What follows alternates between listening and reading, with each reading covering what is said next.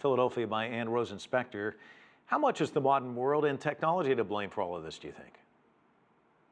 Well, it has a lot to do with it because some cultures look backwards and people want to do things the way they've always been doing it. But for a lot of young people, it seems very time-consuming and it doesn't seem relevant to them. And the United Nations Cultural Organization, UNESCO, is tracking more than 1,000 cultural sites around the world. And we're going to put up a few on the screen here. Most of the sites are indicated by yellow or green dots, but some are red. And that's important because it means they're in danger. How important are these links to tradition in shaping a society? Well, I think they're very important, but that depends on who they're important to. I think that it's a way that families and ethnic groups and religions keep the generations together to remember the past as well as to go through the future. But for a lot of people, it seems very archaic and they don't necessarily want to continue doing it. A lot of it depends on whether the group is looking backward or forward.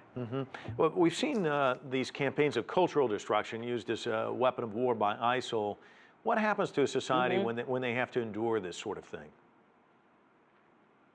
When they have to stay with what is not modern, you mean? Well, I mean, it separates them from the world. Yeah, I was going to say what's happened with ISIL going in, destroying these very important features of a culture. What does it do to the society itself?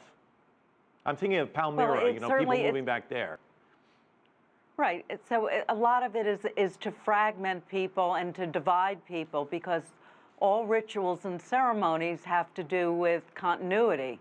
And so when you interrupt that, then people are more susceptible to something new.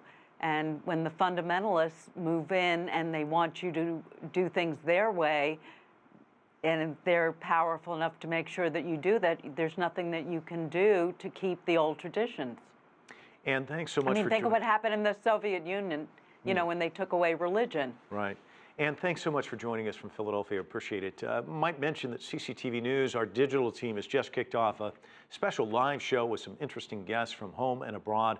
Many of those old traditions that you thought existed only in your childhood memories will be brought back from the past. And you can find all of that on our website at CCTV.com.